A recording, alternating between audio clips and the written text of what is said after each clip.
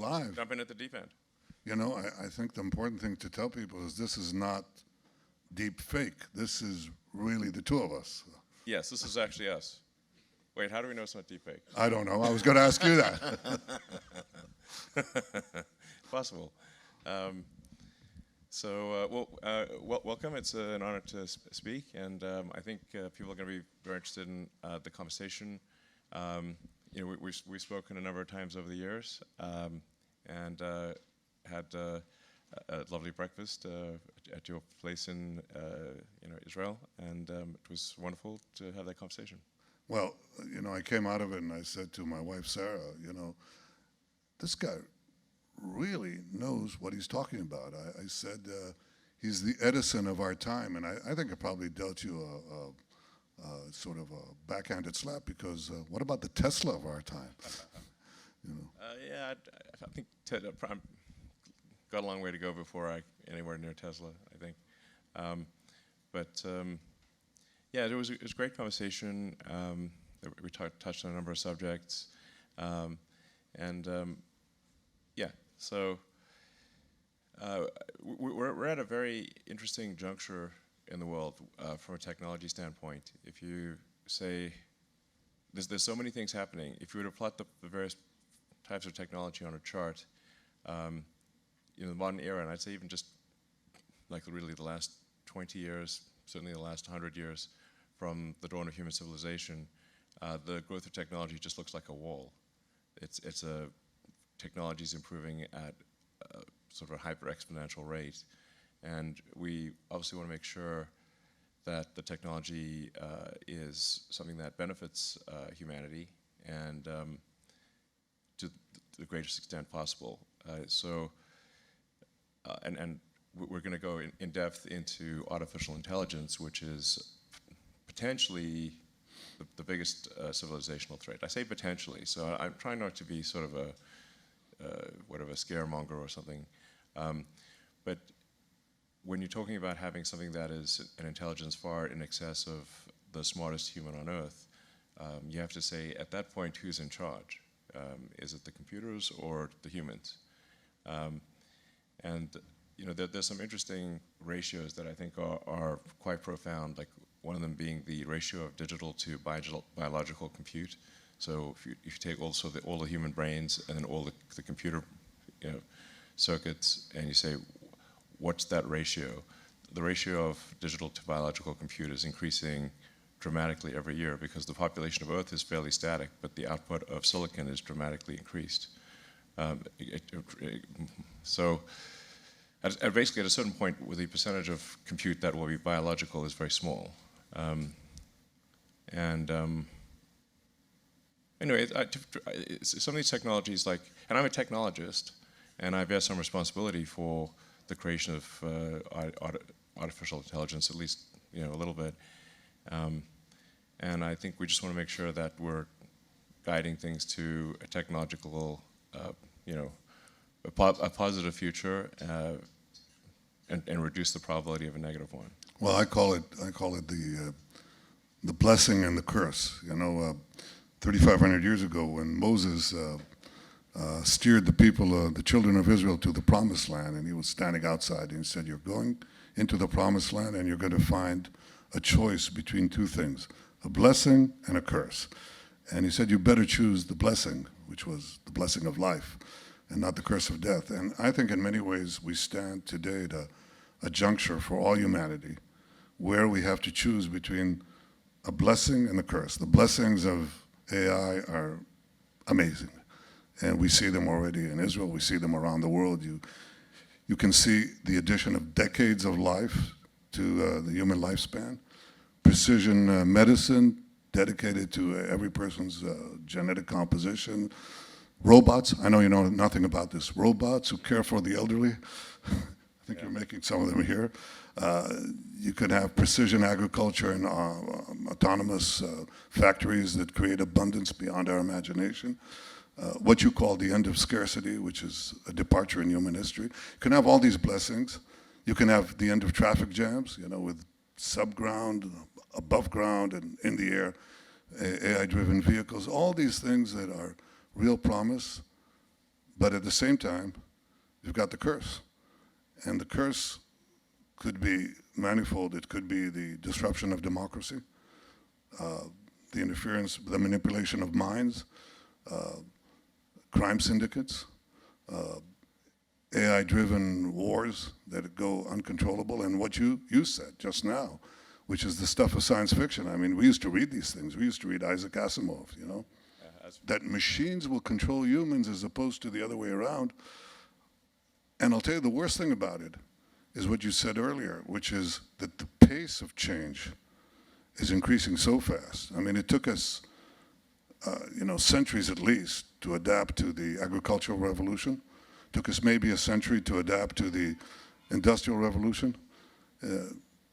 We may have just but a few years, and that we're running out as we speak, to adapt to the AI revolution. And I'm not sure that we are, certainly not in curbing the curses. And as a leader of a country that is an AI player, and could be a big player if we have our way, and I think we will, now we want to increase the blessings for not only for ourselves, but for all of humanity. We've done that with other technological innovations that came out of Israel, but in many other places. But the real question is, what do we do? What do we do internationally? What do we do globally to contain the threat? So if you were, well, you can't be president of the U.S. Last time I checked, right? But assume you are. Not officially. Not officially. Okay, so you're the unofficial president. What do you suggest we do to curb the curses and increase the blessings? Well, that's what part of this discussion is about. So I've actually met with a number of world leaders and to talk about AI risk, because I think for a lot of people, they don't, unless you're really immersed in the technology, you don't know just how significant the risk can be. Now, I think the reward is also very positive, so I don't want to be, I'm not I tend to view the future as a series of probabilities. There's a certain probability that something will go, wrong, some probability it'll go right. It's kind of a spectrum of things. And to the degree that there is free will versus determinism, then we want to try to exercise that free will to ensure a great future. And the single biggest rebuttal that I've gotten among leaders in the West with regard to AI is that well, sure, the West might regulate AI, but what about China? Because to your point about which countries will have significant leadership in AI, China is certainly one of them, one of the very top, or potentially number one. So if China basically does not regulate while others do, then will the other countries be at a disadvantage?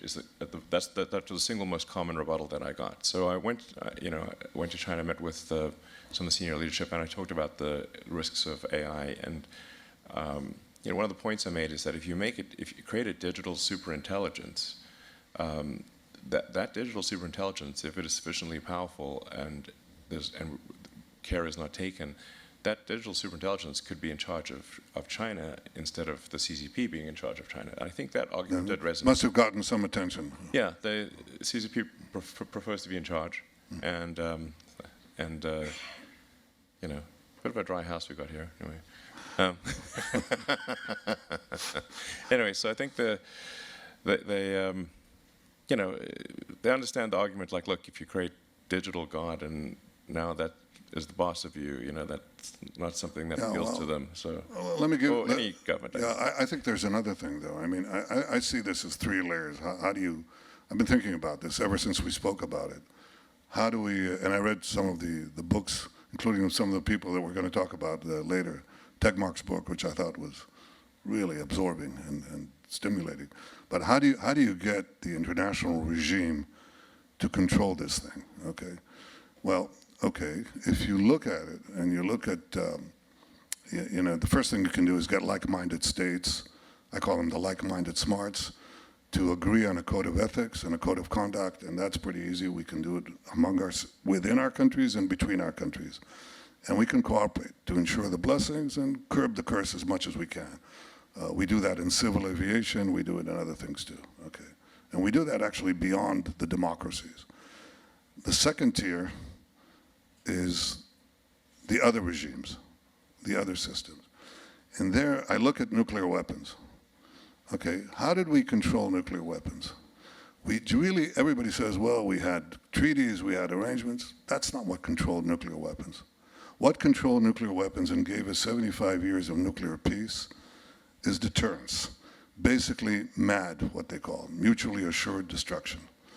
That was enough, and I hope will be enough, to contain the curses inherent in these weapons of mass destruction.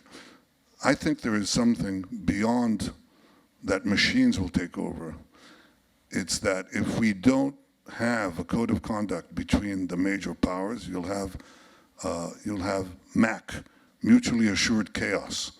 If anybody punches the other side, and you'll have a response, then you'll have a runaway chain of events that could foster such global disruption that everybody loses.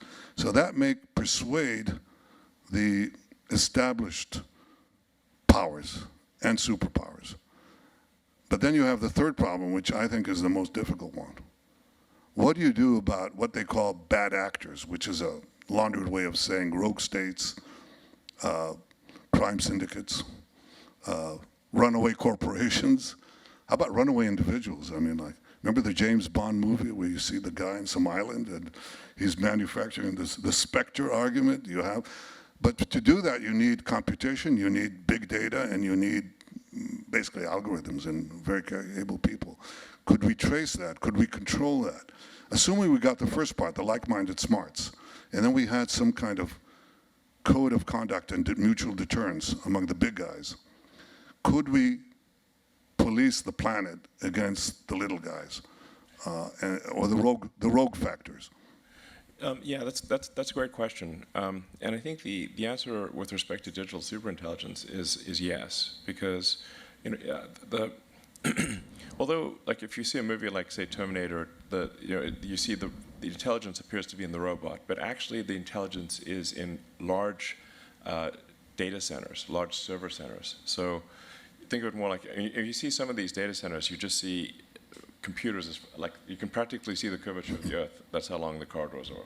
I mean, these gigantic, massive warehouses or buildings with, in some cases, hundreds of thousands of computers. For extreme digital superintelligence, it's not subtle. So it's not someone in barriers. What you're saying is there are barriers to entry that will be difficult to overcome. What I'm saying is that you'll be able to see if you have an infrared camera from space, you'll be able to see where it's traceable. Located. you can actually identify it.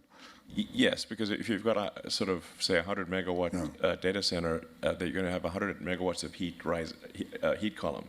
So in infrared, this will show up like it won't be subtle. It's not a drug dealer. Clear. It's not a drug dealer in the Amazon who's doing this, No, it's hard to hide a giant service center. Okay. Maybe at the bottom of the ocean or something. But I mean, it requires a lot of capital. It's a lot of power, and it's not something that you can just sort of hide in a small location. Well, in the case of nuclear weapons, there are two principal components, which are the necessary and in many ways sufficient, and that is you have the capacity to enrich uranium, which requires these plants, and you have to have basically nuclear scientists. And the nuclear scientists you can fit in a room smaller than this to produce a nuclear device. Yeah. But you can trace the other component fairly well, so we know. And we're doing our best to prevent it, rogue states from having it, principally Iran.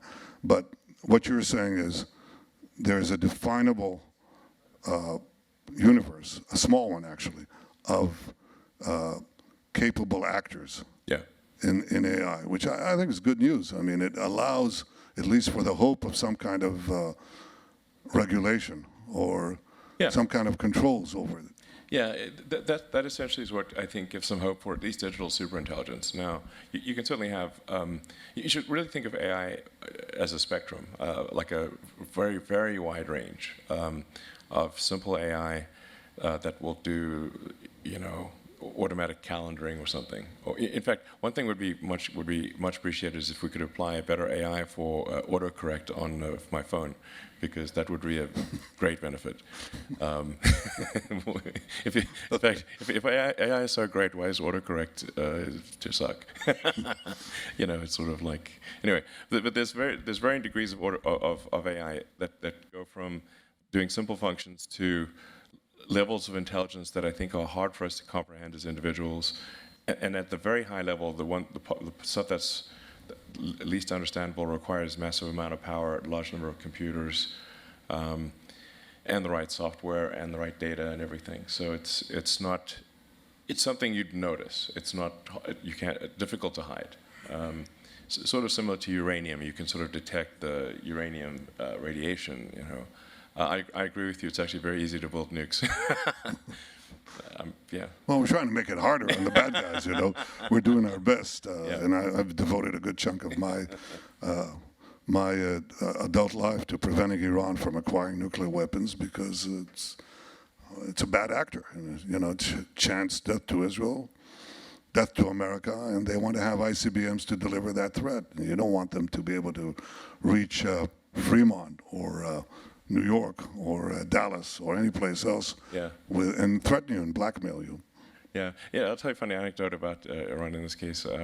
So we've got permission from the U.S. State Department to turn on Starlink over Iran, and so a few people are using it, and we got a sort of upset letter from the government of Iran, but actually the letter was so polite that I expected to be sort of angry or something, but it was polite to a degree that I think, like Charles Dickens level polite, and I was expecting to see, P.S. Death to America and Israel or something like that, but they didn't have that. So I was like, they try to kill the Secretary of State of the United States and the National Security Advisor. I mean, that's really chutzpah, So don't be calmed I just thought it was by Charles Dickens language. No, it was very nice language, but I was like, sort of, it would have been just, frankly, just pretty epic if it said P.S. Death to America. I was like, by the way, death to America.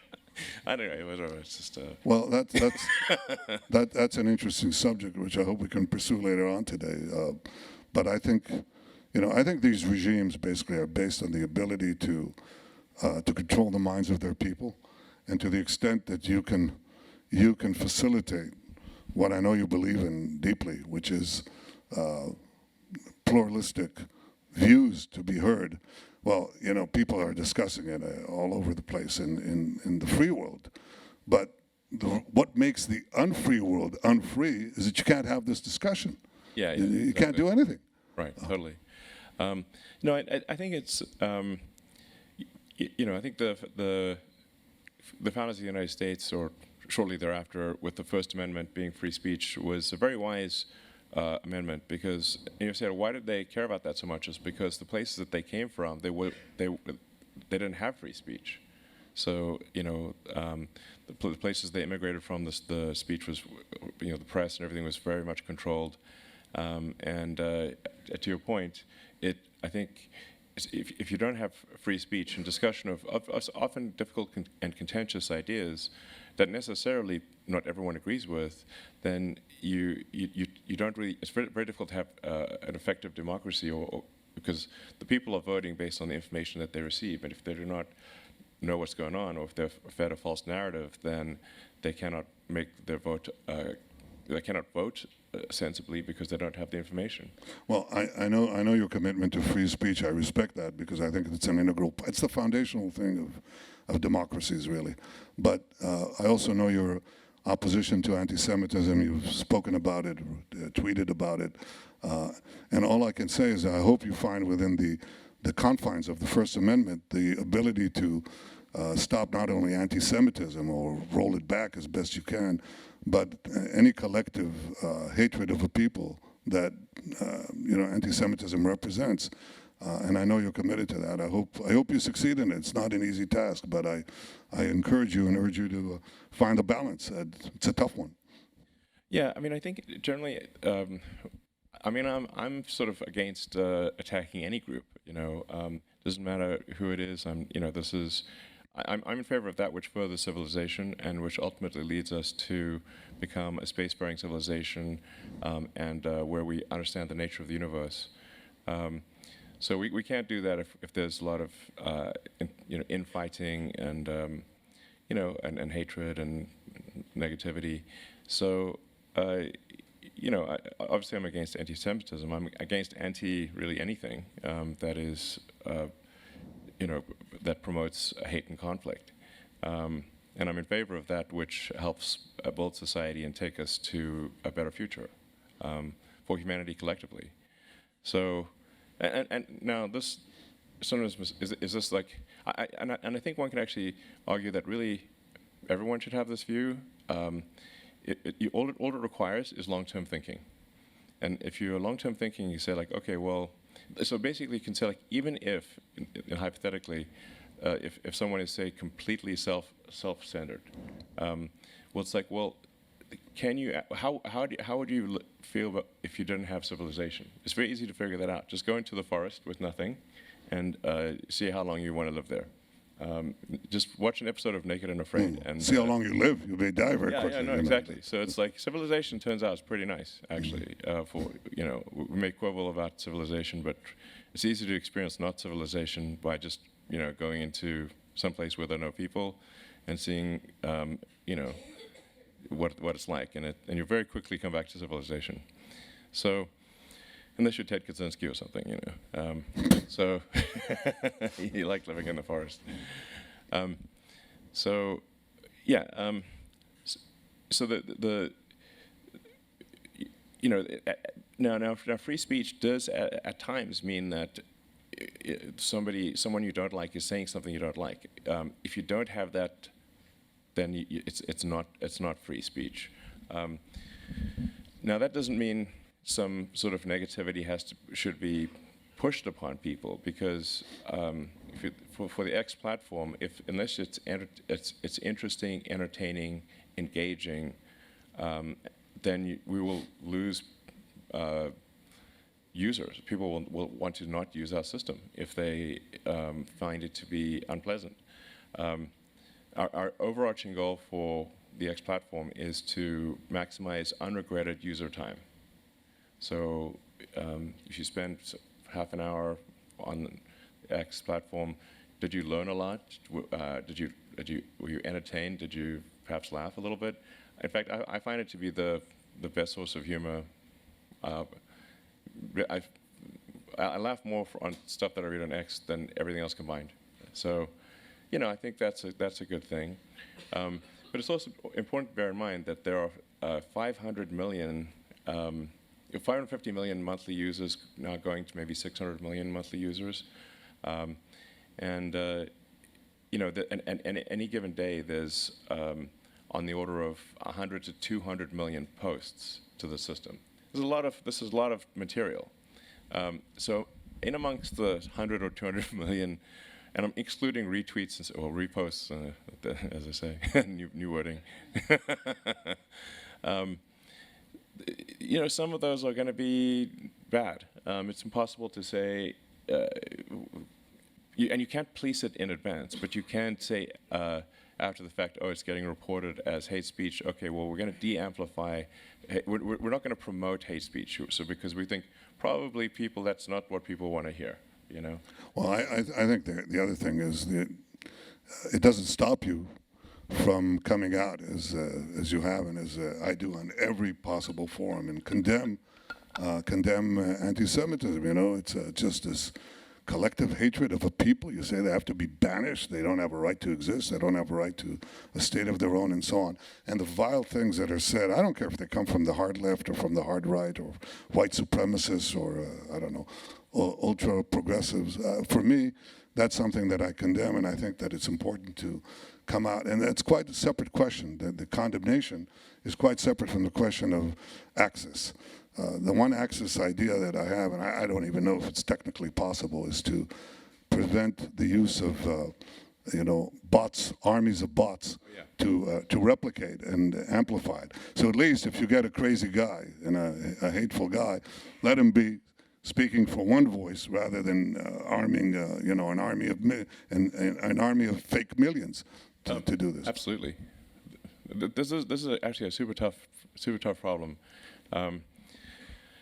and it's part of really, I'd say that maybe the single most important reason that we're moving to having a small monthly payment for use of the X system is it's the only way I can think of to combat vast armies of bots, because a bot costs a fraction of a penny, call it a tenth of a penny.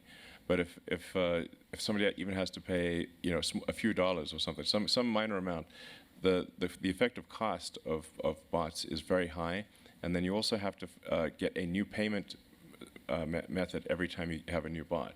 So that actually, the constraint of how many different credit cards you can find even on the dark web or whatever, and then prioritizing posts that are written by basically ex-premium subscribers, and we're actually going to come out with a lower tier pricing. So it's, we want it to be just a small amount of money. This is and it's a longer discussion, but in my view, this is actually the only defense against vast armies of bots. Mm-hmm. Because as the AI gets very good, it's actually able to pass these sort of capture tests better than humans. In fact, one of the ways you might say, like, wait a second, this passing the test too fast. That must be a robot. It must be AI, because a human would be much slower. But you're saying that all these things are happening at such a rapid exponential rate that our discussion, the means we're talking about, we're really so far behind the curve that we're not really addressing as leaders of technology, leaders of nations, leaders of technological nations, we're not really addressing these massive changes that are changing humanity and our world and our future. Not in the future, it's right now.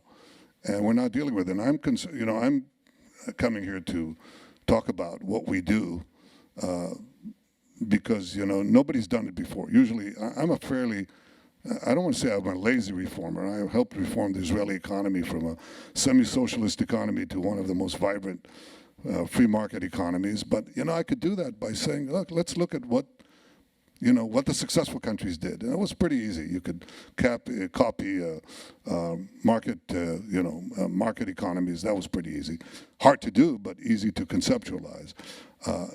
When we had to deal with cyber, there was no model, and we just went along, changed ourselves as we went along, and figured out how to make Israel, one of the leading cyber powers to protect ourselves.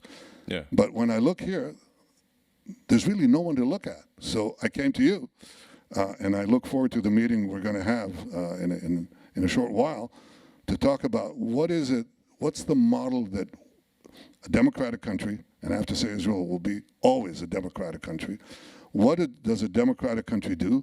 How does it cooperate with other democracies? How does it cooperate with other nations to get a handle on this? I don't want to say this demon that has been released. You didn't create a demon, don't worry. You didn't create a demon, but you created the blessing, and it's got a curse next to it. It doesn't come free. And I think we don't have much time. And I think this is the single most important development in our lifetime, and in many ways, perhaps in history. So we don't have much time to deal with shaping our future, and that is really my greatest interest for my country, but not only for my country, for everyone. I couldn't agree more. Actually, I guess before we bring the other participants on, speaking of Israel, Yeah, speak of it. There's as you saw some protesters outside, and I've, to be frank, probably got the most amount of negative pushback from people at Tesla about this interview than anything else I've ever done. Mm-hmm. So if you could take a few moments to address sure. I think it's primarily the judicial reform question. Sure. Yeah. Well, it's a good opportunity to tell people who are protesting to at least so they know what they're protesting about, because I think many of them don't know, and there's a concerted effort to make sure they don't know. Look, the first thing I'd say is repeat what I just said a minute ago. Israel was, is, and will always be a robust democracy, but it's changed its, I would say, its character subtly and imperceptibly about 3 decades ago. And I'd say this all goes back to a very a very bitter day in Athens about 2,400 years ago. Okay. There's this, that's where it starts. Okay. I told you history has its roots. Well, there's this brilliant 28-year-old man who sees his beloved teacher forced to drink a cup of hemlock, Socrates. And he says, and it was forced by the Athenian Assembly, the democracy of Athens. And Plato says, and that's a 28-year-old man, he says, what is this crazy system, this democracy? There has to be a better thing. And the better thing, he says, is a utopia where the philosopher is king. You know who the philosopher is? It's Plato. It's Plato. Yeah. And he says, how will he govern? He'll govern with 300 guardians that he'll appoint, and they'll appoint their successors and so on. Now, this idea sort of ambled its way through the Middle Ages and was soundly rejected in modern times, first by John Locke and then Montesquieu, and then the fathers of the American Revolution. I mean, the curious thing was, Plato said you have to have elevated people, enlightened people to rule and not the masses, right? But then you had these brilliant people, Madison, Hamilton, all these guys, and they said, no, it's not the enlightened people. The people rule. It's we the people, not we the elites. We the people rule. But the way you rule and the way you balance in democracies, majority rule and individual rights, is a balance between the 3 branches of government. Okay? In Israel, that balance 30 years ago began to change. And we have the most activist judicial court on the planet.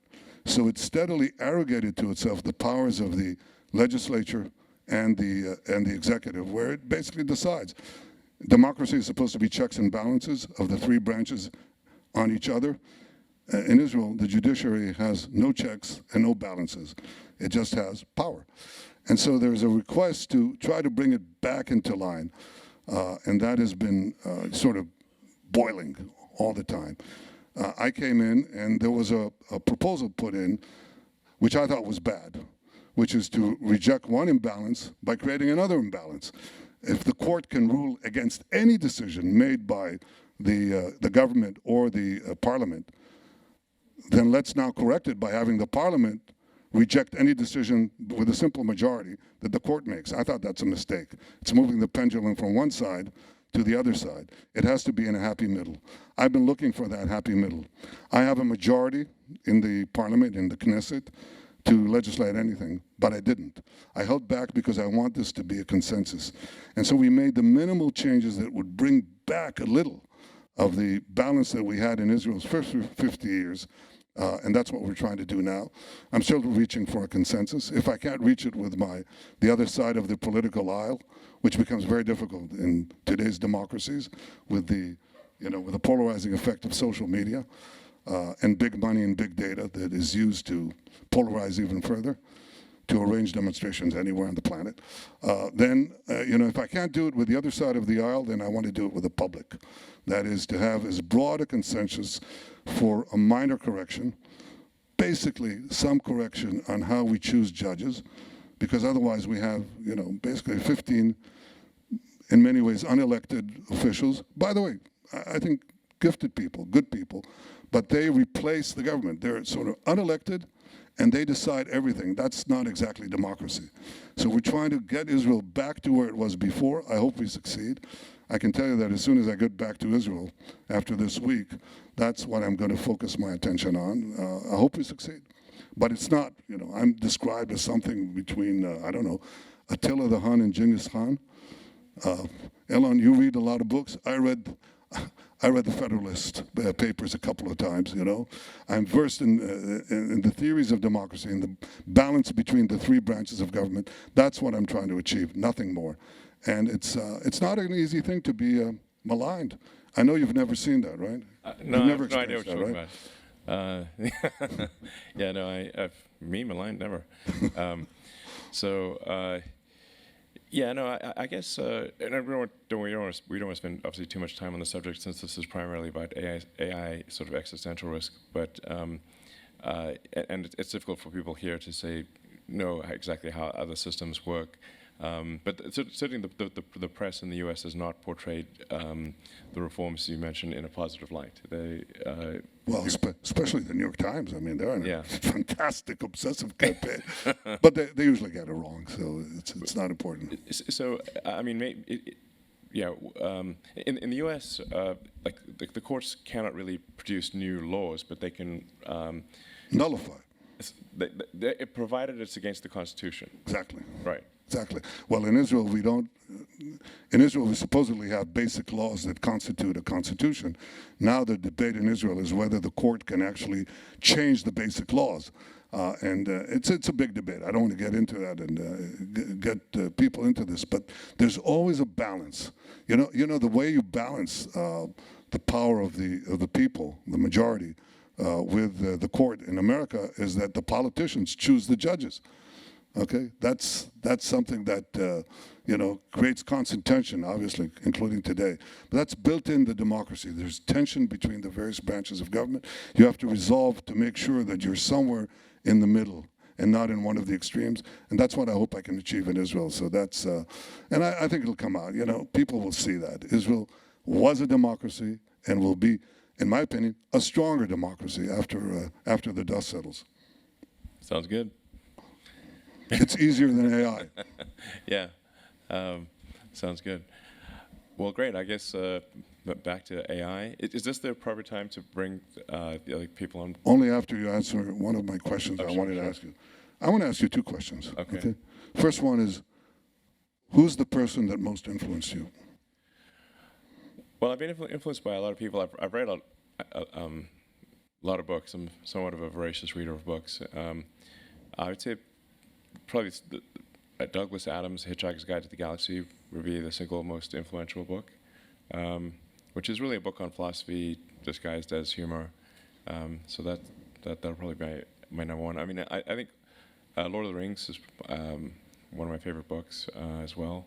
Asimov, the Foundation series was actually helped inspire me to try to make life multiplanetary. Because I think that improves the probable lifespan of civilization. What about you? Well, the person who most influenced me was my father, who was a great historian. Yeah. And he was also the editor. You might find this interesting because you read encyclopedias. He was the editor-in-chief of the Hebrew Encyclopedia. So he was sort of a polymath. But I once asked him when I decided to run for the prime minister, and this is a few decades ago, because I've been reelected 6 times. So I asked him, Father, what is, the most essential quality that you need to be the prime minister of Israel? And he said to me, well, what do you think? And I said, well, you have to have a vision, and you have to have the resolve and flexibility to achieve it. And he said, well, you need that for anything. And I said, so what is the most essential thing? And he said a word that surprised me.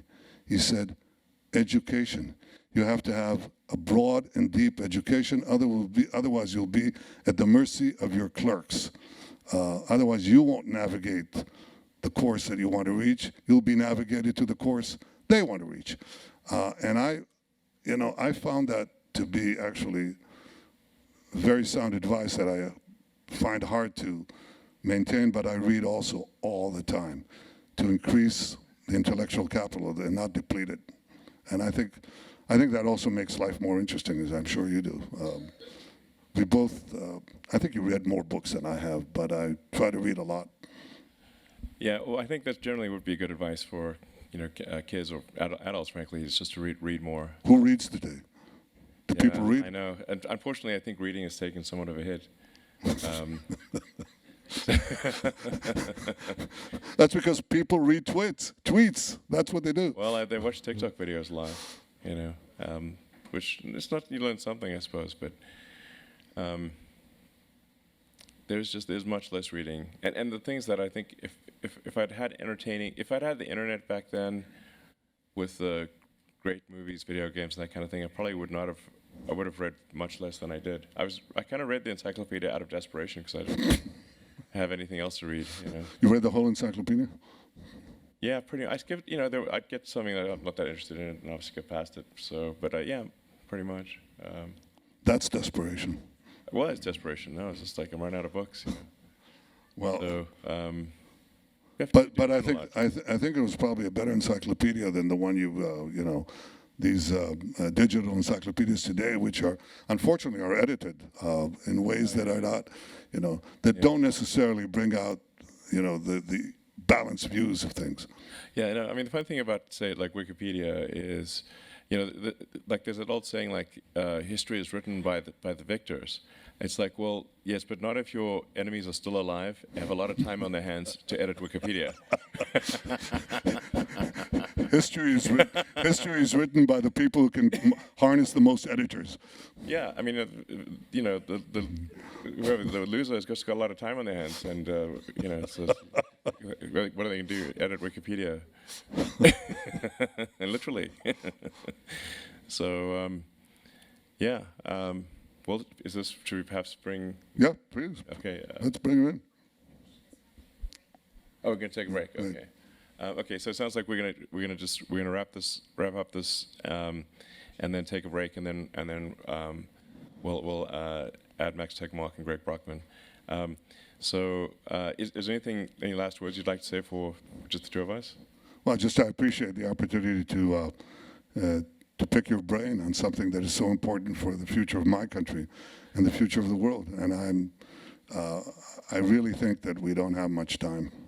We don't have much time. Yeah. Well, one of the things maybe we'll do it another time, but I went to Hebrew preschool, and I can sing a pretty good Hava Nagila, so maybe I'm gonna have a sing off at some point, but don't know if we have time today, but. and if you want to, go ahead. I'm not going to stop you. Well, we need some music. This is where we go into the deep fake. We could have the Elon Musk Hava Nagila. All right. Well, I guess we'll take a break now. Maybe kick it off with some Hava Nagila in the next session or something. Terrific. Thank you.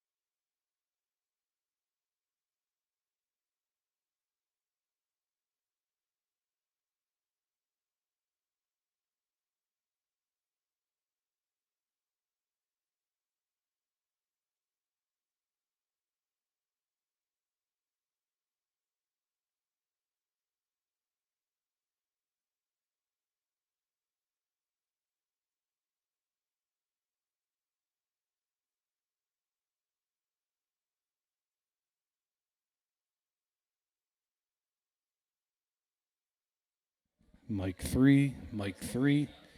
Hey, hey, 1, 2, 3, mic 3.